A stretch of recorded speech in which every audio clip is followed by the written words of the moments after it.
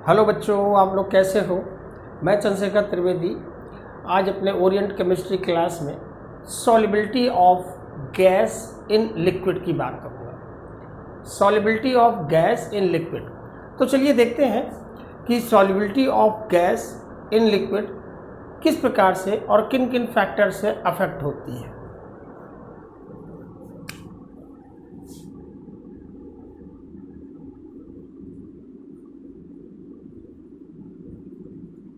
Solubility of gas in liquid. So solubility of gas in liquid basically affected by two factors, pressure and temperature. How? We all know that solubility of different gases in normal pressure in 1 atm in which we all surviving, जिस temperature में हम सब लोग रहते हैं, that is known as 1 atm. solubility of different gases is different. हर अलग अलग gas की solubility वाटर में डिफरेंट है या किसी भी लिक्विड में अलग अलग है, ठीक है ना। solubility of ऑक्सीजन, ऑक्सीजन की solubility वाटर में काफ़ी कम है, but it is sufficient to breathe for the aquatic animals. लेकिन वो पर्याप्त मात्रा प्रेजेंट रहती है ऑक्सीजन की वाटर में जिसमें एक्वाटिक एनिमल्स ब्रीथ कर सकते हैं। Solubility of HCl gas is maximum. HCl की सॉल्युबिलिटी काफ़ी ज़्यादा होती है, ठीक है। तो चलिए, हमने देखा कि ऑक्सीजन की सॉल्युबिलिटी कम होती है वाटर में और HCl की सॉल्युबिलिटी, HCl गैस की सॉल्युबिलिटी ज़्यादा होती है। चलिए अब हम देखते हैं कि एक हम क्लोज्ड पिस्टन में कुछ वाटर की क्वांटिटी लेते हैं या कोई भी लिक्विड लेते हैं और इसमें हम कोई गैस फिल कर देते हैं और यहाँ से पिस्टन लगा देते हैं। ये हमारा पिस्टन लगा हुआ है और अंदर का प्रेशर हम 1 atm रखते हैं, ठीक है। यहाँ पर गैस फिल है, ये गैस फिल है और ये अंदर का प्रेशर 1 atm है, ठीक है। 1 atm में जितनी भी गैस इस लिक्विड में डिजॉल्व हो सकती है। सपोज ये लिक्विड हमने वाटर ही ले लिया, सपोज कर लीजिए ये वाटर ले लिया, ठीक है, और यहाँ ये कोई गैस फिल है, ठीक है। सपोज करिए ऑक्सीजन ही है, कोई भी गैस फिल है और 1 atm में जितनी गैस इसमें डिज़ोल्व हो सकती है वाटर में वो डिज़ोल्व हो चुकी है और यहाँ पर इक्विलिब्रियम स्टेबलाइज हो गया है। जैसे ही एक मॉलिक्यूल गैस का इस वाटर के अंदर जाता है, वाटर से एक ऑक्सीजन का मॉलिक्यूल बाहर आ जाता है, यहाँ पर इक्विलिब्रियम स्टेबलाइज हो चुकी है। अब हम इस पिस्टन को नीचे प्रेस करके थोड़ा प्रेशर इंक्रीज करते हैं तो क्या होगा, ये देखिए वाटर हमारा उतना ही है। जब हम पिस्टन को नीचे की तरफ ले जाएंगे, जब हम पिस्टन को थोड़ा नीचे की तरफ ले जाएंगे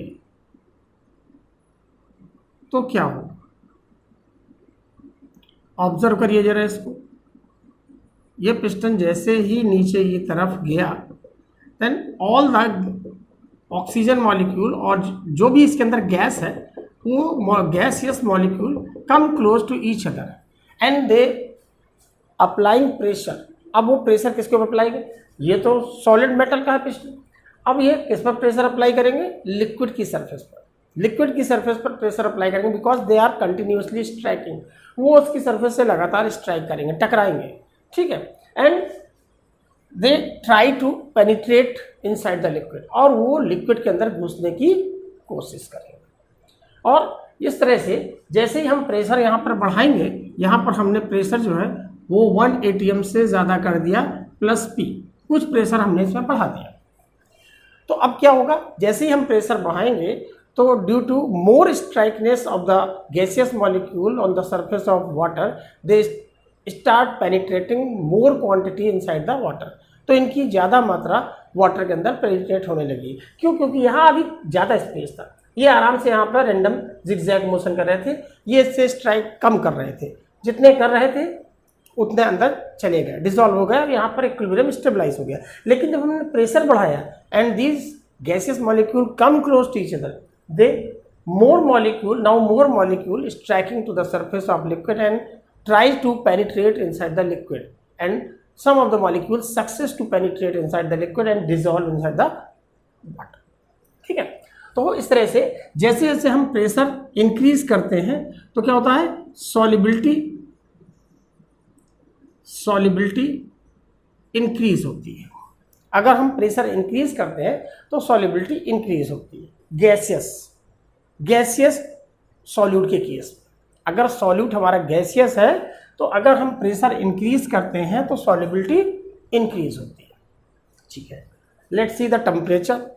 what is the effect of the temperature if we increase the temperature, अगर हम टेम्परेचर इंक्रीज करते हैं then kinetic energy of the gaseous molecule increases very fastly and they start moving very fast, and due to fast moving they tries to leave the surface of the liquid and they comes out from the liquid because they have much more kinetic energy। उनके पास kinetic energy बहुत होती है, वो इसके अंदर zig zag motion करके और surface को छोड़ना चाहते हैं। They want to free because उनके पास एनर्जी बहुत है।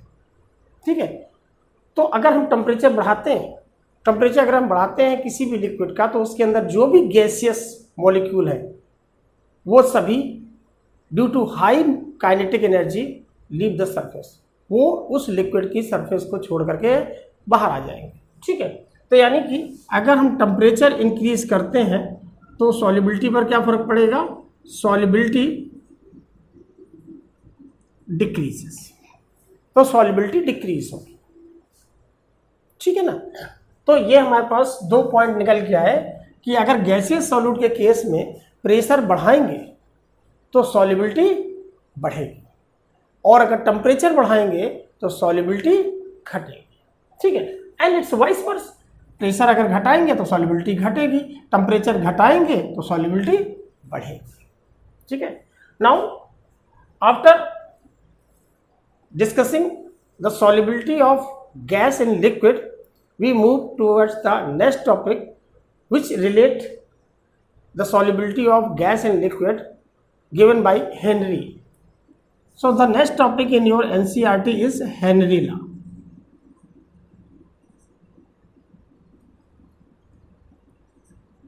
Henry's law।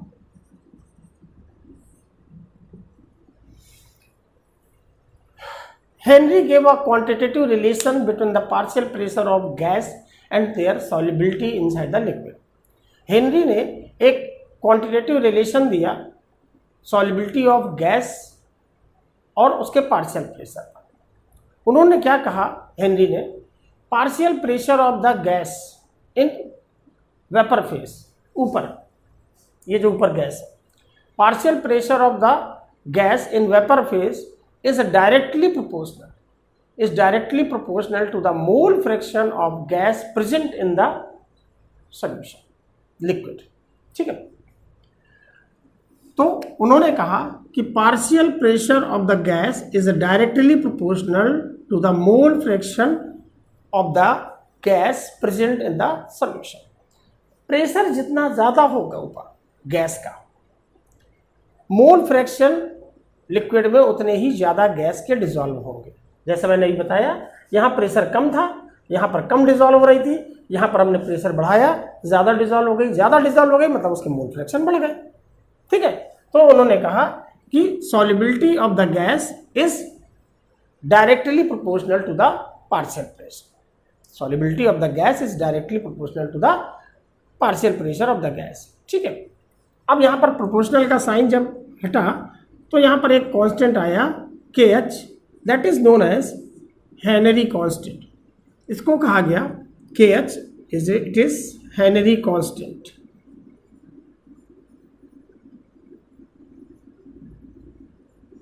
ये हेनरी कांस्टेंट है और ये डिफरेंट गैसेस के लिए डिफरेंट है at the given temperature.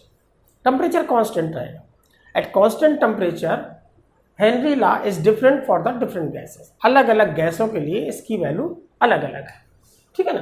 Constant है लेकिन अलग अलग गैसों, एक गैस के लिए कांस्टेंट है लेकिन अलग अलग गैसों के लिए एक ही टेम्परेचर पर ये अलग अलग है, ठीक है। अब यहाँ से उन्होंने क्या किया, हेनरी ने अपने लॉ को वेरीफाई करने के लिए solubility of HCl in cyclohexane में सॉल्युबिलिटी पर उन्होंने एक ग्राफ खींचा, ठीक है। उन्होंने एक ग्राफ खींचा, देखिए इसको, ग्राफ को अभी हम दिखाते हैं आपको। यहां पर थोड़ी सी जगह बना लेते हैं। Henry draw a graph of the solubility of HCl in cyclohexane में। तो यहां पर उन्होंने मोल फ्रैक्शन लिए, यहां पर उन्होंने मोल फ्रैक्शन लिए किसके, HCl के मोल फ्रैक्शन, और यहां पर पार्शियल प्रेशर लिया, ठीक है। This is 500 torr, this is 1000 torr, और यहां पर मोल फ्रैक्शन लिए 0.01, 0.02, और उन्होंने इस पर इसके मोल फ्रैक्शन, जैसे जैसे प्रेशर बढ़ाते गए मोल फ्रैक्शन बढ़ते गए। तो उन्होंने पहले लो प्रेशर पर खींचा, वैल्यू ली, फिर उसके हाई प्रेशर पर लिया, फिर उससे हाई प्रेशर पर लिया, फिर और पार्शियल प्रेशर बढ़ाया, फिर और प्रेशर बढ़ाया, फिर और प्रेशर। उनको ये सारे के सारे एक स्ट्रेट लाइन में मिले, ये सारे के सारे स्ट्रेट लाइन में मिले, ठीक है। Which verify that partial pressure is directly proportional to the mole fraction. अगर ये पॉइंट ऊपर नीचे मिलते और ये जिगजैग लाइन बनती तो ये फिर पार्शियल प्रेशर डायरेक्टली प्रोपोर्शनल नहीं होता, ठीक है। तो उन्होंने इस ग्राफ से अपने लॉ को वेरीफाई किया कि partial pressure of any gas in vapour state is directly proportional to the mole fraction of gas present in the solution, ठीक है। तो यहाँ पर KH की उन्होंने वैल्यू निकाली, KH is equal to P upon X, KH is equal to P upon X, और यहाँ से उन्होंने बताया कि Henry constant is inversely proportional, Henry constant is inversely proportional to the mole fraction, inversely proportional to the mole fraction, and he also prove that KH is directly proportional to the temperature. जो Henry law constant है वो temperature के directly proportional है। मतलब कि अगर temperature बढ़ेगा, अगर आप टेम्परेचर बढ़ाते हैं तो KH बढ़ेगा, और अगर KH बढ़ेगा तो इस लॉ से, इस रिलेशन से पता चलता है कि मोल फ्रैक्शन घटेंगे, और मोल फ्रैक्शन घटेंगे तो फिर सॉल्युबिलिटी ऑफ गैस घटेगी। पहला तो ये उन्होंने समझाया कि अगर हम टेम्परेचर बढ़ाते हैं तो हेनरी कांस्टेंट बढ़ेगा, और हेनरी कांस्टेंट बढ़ेगा यानी KH फैक्टर बढ़ेगा तो मोल फ्रैक्शन घटेंगे, और मोल फ्रैक्शन घटेंगे तो फिर सॉल्युबिलिटी घटेगी, ठीक है। चूंकि KH factor is directly proportional to the temperature and inversely proportional to the mole fraction, and mole fraction is directly proportional to the solubility. Mole fraction solubility के directly proportional है, क्योंकि जितने मोल फ्रैक्शन ज़्यादा होंगे solubility उतनी ज़्यादा है, ठीक है।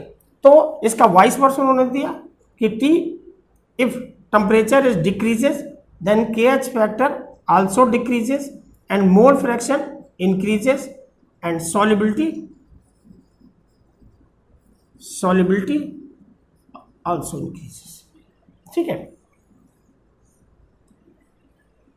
ये हेनरी लॉ, और इससे रिलेटेड हम लोग बाद में न्यूमेरिकल भी करेंगे हेनरी लॉ से रिलेटेड, ठीक है। अभी हम लोग आज की क्लास में हेनरी लॉ के कुछ एप्लीकेशन देखते हैं। तो हेनरी लॉ बहुत ही इंपॉर्टेंट है, इसमें कोई ऐसी प्रॉब्लम की बात नहीं, बहुत ही सिंपल लॉ हैगा, ठीक है। और ये हेनरी लॉ में खास बात यह है कि सॉल्यूट गैसियस होता है। बस इतना ध्यान में रखिए कि हेनरी लॉ सिर्फ गैसियस सॉल्यूट में लगता है, ठीक है, लिक्विड में नहीं लगता। धोखे से भी लिक्विड वाले न्यूमेरिकल्स में हम हेनरी लॉ नहीं लगा सकते। हेनरी लॉ केवल और केवल gaseous solute dissolve in liquid solvent. ठीक है, चलिए ठीक है। अब हम इसके कुछ एप्लीकेशंस देखते हैं।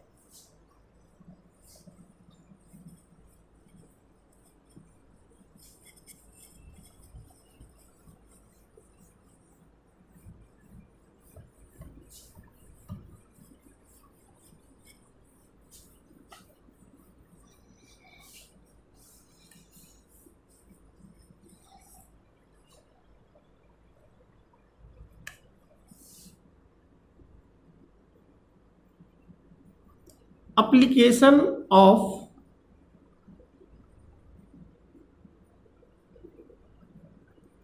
Henry's law।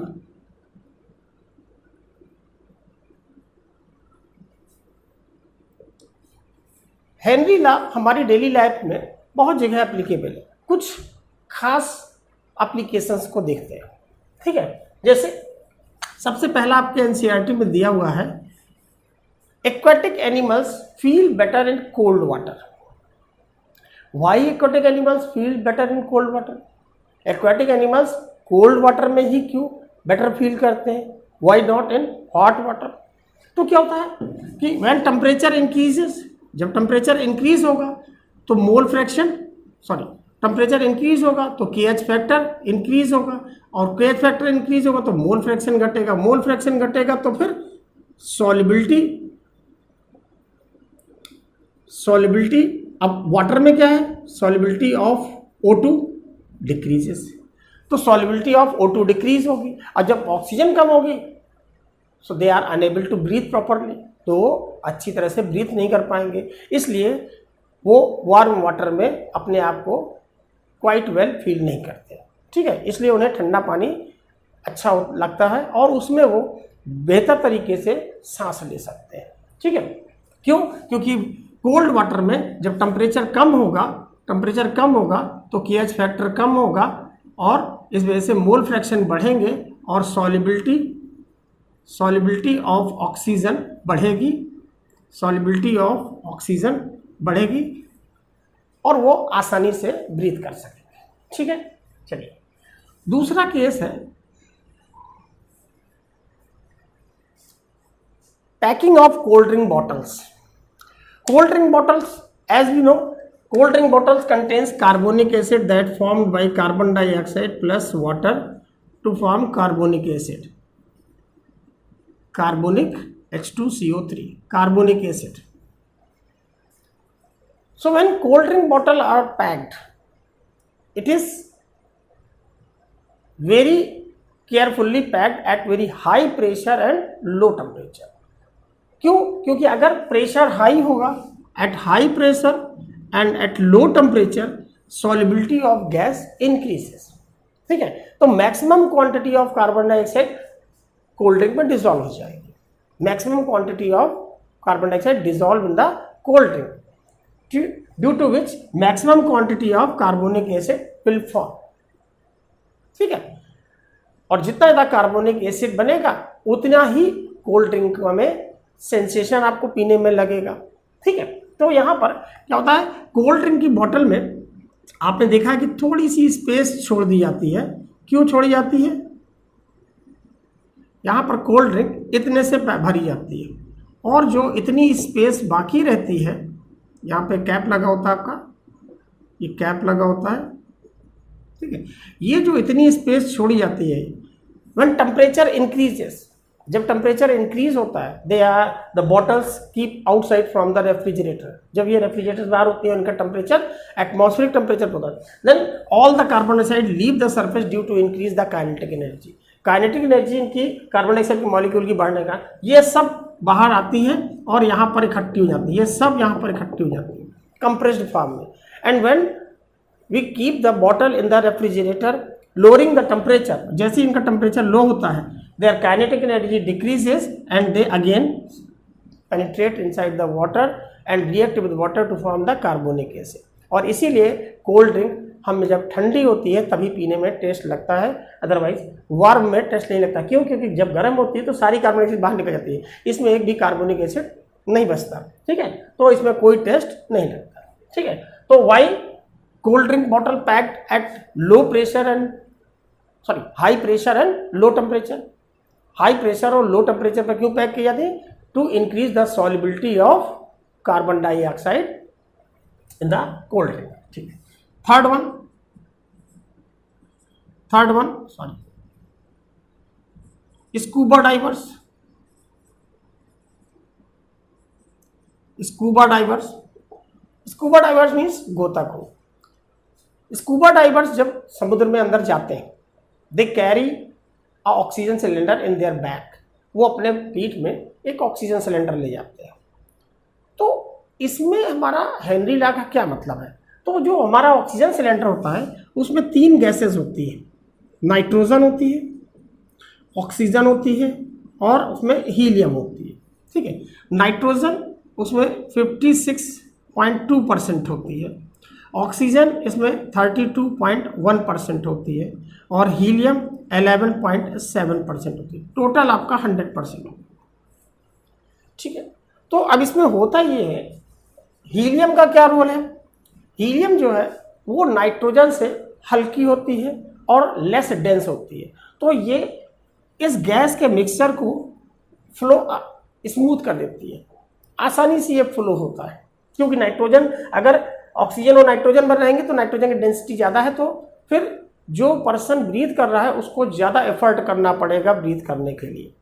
लेकिन हीलियम की डेंसिटी कम होती है और इससे लाइटर होती है, तो वो इस मिक्सचर को स्मूथली फ्लो करती है, जिससे कि ब्रीथ वाले पर्सन को कम एफर्ट करना पड़ता है और वो मिक्सचर आसानी से अंदर लंग्स में जाता है। ठीक है। तो इससे उसकी खुद की एनर्जी कम खर्च होती है और उसमें उसको कम थकान महसूस होती है। ठीक है। अच्छा, तो अब ये इनको लेके जाता है। एंड वी ऑल नो, हम सभी को पता होना चाहिए कि जिस एटमॉस्फेयर यानी कि 1 ATM में हम जिसमें सर्वाइव करते हैं, नाइट्रोजन हमारे एयर में 78% है, अबाउट 78% नाइट्रोजन एटमॉस्फेरिक एयर में है। ठीक है ना। अब इसमें होता ये है कि हमारी हर बार की ब्रीथिंग में नाइट्रोजन लंग्स तक जाती तो है, लेकिन हमारे ब्लड में डिजॉल्व नहीं होती। क्यों? क्योंकि 1 ATM में ये हमारे ब्लड में डिजॉल्व नहीं होगी। ठीक है। अच्छा, when scuba divers carry oxygen cylinder in their bag and go deep inside the ocean due to increase the pressure of the water in their bag and on the cylinder, the nitrogen gas start dissolve. जैसे pressure 1 ATM से ज़्यादा बढ़ता है तो यह nitrogen gas blood में dissolve होना शुरू हो जाती है। कोई बात नहीं, ये पॉइजनस नहीं है, टॉक्सिक नहीं है, नुकसान नहीं करती, कुछ नहीं होता। ठीक है, कोई बात नहीं, डिजॉल्व हो गई and circulate in the whole body along with the oxygen with the blood. ठीक है। But when scuba diver come back into the 1 ATM, लेकिन जैसे स्कूबा डाइवर 1 ATM यानी कि बाहर निकल के आता है पानी से, अब 1 ATM में नाइट्रोजन तो ब्लड में डिजॉल्व हो नहीं सकती, तो this nitrogen that dissolve inside the blood start tries to coming out from the body. जिस जगह पर है वहीं से बाहर निकलने की कोशिश करती है, and due to which the person और scuba diver suffer from high pain. अब वो ब्रेन में भी नाइट्रोजन के बबल्स पहुंच गए हैं, मतलब नाइट्रोजन गैस पहुंच गई, अब वो वहां से निकलने की कोशिश, तो वो बहुत ही high pain, high body pain से, मस्कुलर पेन से, हेडेक से, बहुत बुरी तरह से उसको नॉइजिया होने लगता था, उल्टी सी आने लगती है, जीवन से आने लगता है। ठीक है ना। तो उसको थकान महसूस होने लगती है, फिटिक होने लगता है, और ये सारी जो मस्कुलर पेन, उसको मस्कुलर पेन होने लगता है, मस्कुलर पेन होने लगता है, मस्कुलर पेन। ठीक है, मस्कुलर पेन होने लगता है, नॉइजिया होने लगता है, उसको फिटिक होने लगता है, फिटिक होने लगता है, और ये सब सारी जो है, ठीक है ना, हेडेक होने लगता है,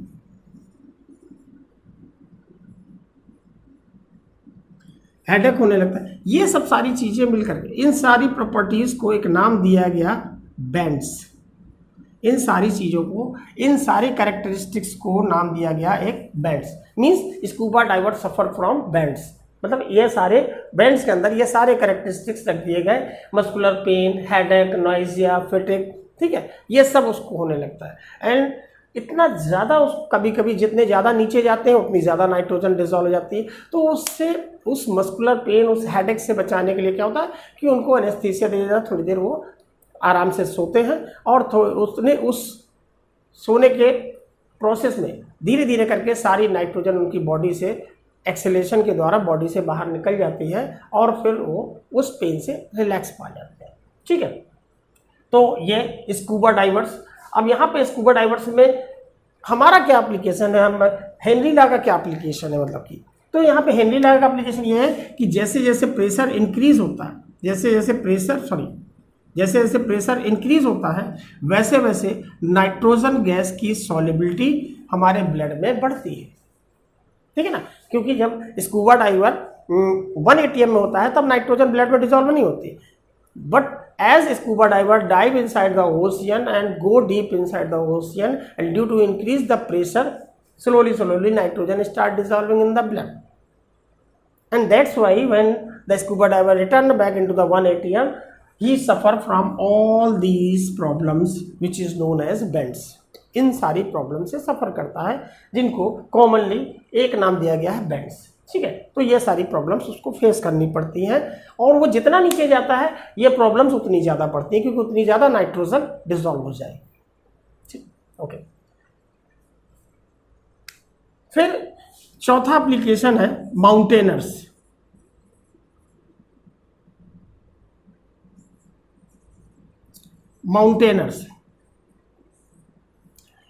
When mountaineers go in a high altitude, जब माउंटेनर्स बहुत ऊंचाई पर पहुंच जाते हैं, द एटमॉस्फेरिक प्रेशर डिक्रीजेस, वहाँ पे एटमॉस्फेरिक प्रेशर डिक्रीज हो जाता है।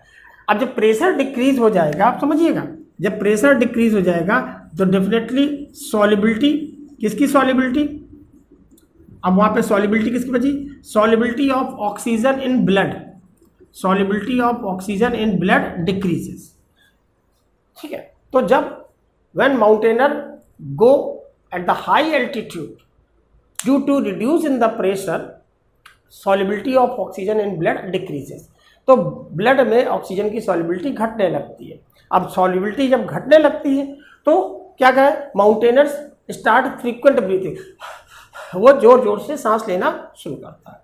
अब जब वो जोर जोर से सांस लेता है to increase the pressure inside the lungs due to which the solubility of oxygen increases, oxygen की सॉल्युबिलिटी को बढ़ाने के लिए।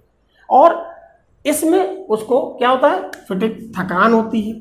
ठीक है, मस्कुलर पेन होने लगता है, बॉडी दर्द करने लगती है। ठीक है, समटाइम्स ही अनकॉन्शियस, वो बेहोश होने लगता है due to lack of oxygen. जब ब्रेन में प्रॉपर ऑक्सीजन नहीं पहुंचेगी तो क्या होगा, अनकॉन्शियस होने लगेगा। ठीक है, एंड